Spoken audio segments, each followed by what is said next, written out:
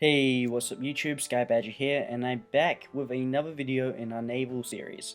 This time I want to talk about unit combinations and the basic tactics behind them. So I want to focus on three that I know of. One being sub-spam, second being destroyer spam, which I haven't actually heard too much about, but I've heard it's good, and then mixed combination. So we're going to start with sub-spam. So sub-spam was something that was real prevalent when I first started playing this game.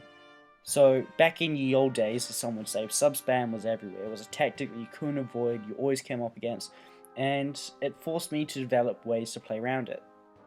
So sub-spam was useful because you could, mass produce subs quickly and easily, and you still can. But what has made this tactic less prevalent today is sub-spam is no longer as effective, as they have nerfed subs. To the full extent, I'm not quite sure how much they've nerfed them, but in recent updates, they have definitely been nerfed. So that is where sub-spams come from, and that is why I still think it gets talked about so much today, is because back in the old days, it was a very, very reliable and effective method. Nowadays, not so much, and I think why we still hear so much about sub-spam being so great is because people still think it is. It is not. The days of sub-spam are over. Sub-spam, from my personal experience, especially on the world map, is not a great one. While I did win this game, sub-spam was very hard to coordinate, required a lot of my time making sure subs were everywhere I needed them to be, and it was just a hassle. Subs are so good for spamming because they do not take much to build and the upkeep is relatively low. So for this reason, subs can be spammed in huge numbers, and this allows them to basically, just numbers, just a horde effect, just being attacked by large numbers of anything, no matter how weak the unit is generally enough to defeat your opponent. Like, I'm sure if I chucked militia at you for long enough, you would eventually collapse. And that is, basically what sub spam is. It is effectively just throwing subs at your opponent until they give in. Now, one thing I have to admit is, recently when I have seen sub spam used, it has been effective in certain ways. So, in one game, for instance, when my navy was defeated up in the Mediterranean, sub spam was used to effectively shut down all these ports up along this area. Now, that wasn't in this game, but it did require a lot of resources to effectively shut down my ability to operate a navy in this area, and sub spam in that respect was very useful, and my opposition did use sub spam to get to that point, but the losses he took and the losses I took were vastly different.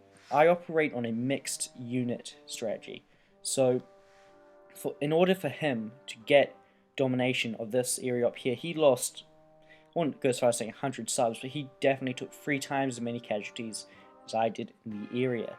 And shutting down my ability to use naval forces in the Mediterranean was no big issue because I could simply produce them all around the rest of Africa, my navy. So now it wasn't too much of a win. But sub-spam can be used to effectively blockade countries. Sub-spam is good if you patrol a large area. Subs being cheap, they can patrol large areas of ocean and keep you safe. So moving on to destroyer spam. Destroyer spam is kind of a little, very, very similar. Destroyer spam can be a good way to stop sub spam, although I still believe mixed combination is a better way. So the premise of sub spam being it is the next cheapest unit subs, it's the next quickest to produce, and it has range on it. So what makes range so effective is, you don't have to directly engage your opponent. You don't have to get stuck in that long drawn out battle. You can attack from range and then, retreat a little bit more, attack again if they're following you, retreat, attack. And if you have a large number of destroyers and you're not afraid of losing some, this can be very effective. Destroyers are also faster than subs, so this does give destroyers the advantage they can get to places faster. So now we're on to my personal favorite, and this is the mixed unit approach. So this battle group here, well, I call it battle group, is basically what I use. Normally this would be accompanied by 8 subs, but this is what I personally believe to be the most effective. The good thing about having a mixed unit approach in your navy is you're equipped for just about any scenario. In the event I come across sub spam, with this group here I have multiple ways of dealing with that. I have naval bombers, so I can detect subs within this circle here. I can, then I can use my range to effectively destroy them. Usually this would be accompanied by 8 subs, and subs are not too effective against subs, so if you're going up against a large group of subs, those subs can be great to stop them. And this is something I see a lot, is when I send a group like this into battle up against my opponent, is they all group all their subs together into, I've seen groups of 20, 30 subs try to come at this, and all I do is I put 8 subs, in between this stack here, sitting basically just out here, out in the range of the destroyers, and I sit them right there, and I'll just, stop the movement of this group, sit the subs right there, the enemy subs will come forward to attack, and they'll get locked in a very long battle. And that is, the whole point, is I'm making the most of the advantages that these troops, that these units have. Subs are very ineffective against other subs. So while these, my 8 subs are stuck in a fight they'll lose, they normally lose against 30 other subs, I then have the assistance of my destroyers attacking, cruisers, battleships, and I can make quick work of that and take relatively low casualties. If I come up against destroyer spam, I can destroy destroyers before they even get within range. With 3 battleships in this arsenal, a destroyer only has 30 hit points. Once fully upgraded, 1 battleship can sink 3 destroyers. And because they have cruisers, once they get even closer, I can do more damage. And once they get close enough, even then my own destroyers come into play. Now, the disadvantage of this group here and this sort of strategy is it can only be in one place at one time. It is very expensive to build, very expensive to maintain, and is relatively slow. So, what I normally do to get around this is I build 3 of them, which makes it more expensive to build and relatively slow as well. And there is a certain tactic to building this sort of group, is whenever I start building my navy, I always start with the subs. So I effectively start building my navy with a sub spam. I build however many subs I need, which to accompany 3 battle groups is roughly 24.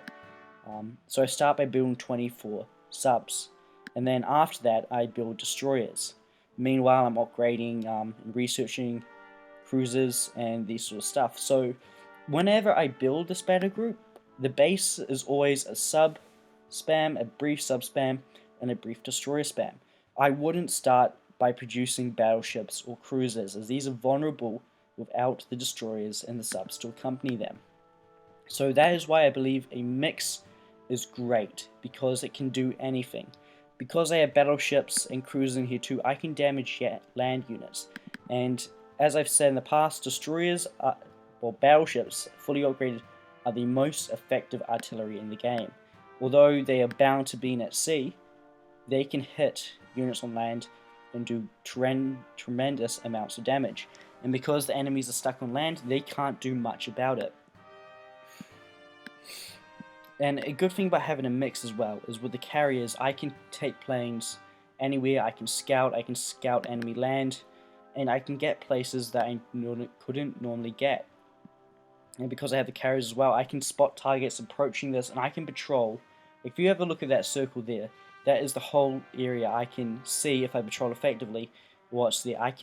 Although I don't have the numbers of ships to cover that area, I can almost tell if I patrol effectively what is going on in that circle at once.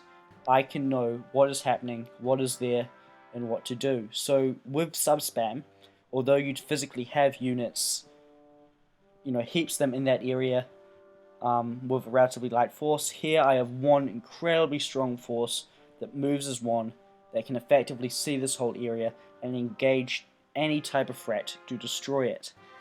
With subs, for example, if, for example, I have this whole area here, patrolled by subs. Relatively light force. One, I wouldn't call this a sub spam. In fact, I'd just call it a wall, so I know what's coming. This is relatively ineffective. It's just to notify me if enemy forces are coming. You know, if you had spam, sub spam, a large enough amount of subs to destroy this, I'd know about it before it even got close, and I'd be able to run and take cover. So I personally believe a mixed unit approach to naval forces is the new approach that many players need to take. I find so few players making the most of carriers, and while I understand that if you are, early on in the game and you're a country in the middle of Asia and Russia, you don't need a navy. I understand that, but for countries that want to go on, that want to win the game, a navy is a vital piece of your forces that you need in order to win. Although, in the end, it does come down to the troops you have on the ground, a navy is underestimated. They are underlooked. I have seen so many players underlook the potential a navy can have in a battle. Like, if we have a look at this fleet at the moment, say, this was my enemy right here, the nearest airbase I have is right there, and that can only patrol so much. If there's a full-blown battle coming on, I'm not going to patrol my aircraft from that close to the front, so it'll be even less. But because I have carriers in the area, I can get right up personal and attack targets that my enemy, may believe is out of reach. And if they do not have a navy, removing that ability from me can be an incredibly hard thing to do. So what I want everyone to get out from this episode is a navy is incredibly important, and a mixed unit approach is the best approach. While sub spam and destroyer spam do have the advantages, especially if you're not really a naval power in the game and you don't need to control too much of the ocean, it can be useful. So for a country in Russia and Asia, sub spam is probably the way to go. But if you control a lot of land all over the place, a mixed unit approach is the way to go. So I'd like to say thank you for watching, like, comment, and subscribe. See ya.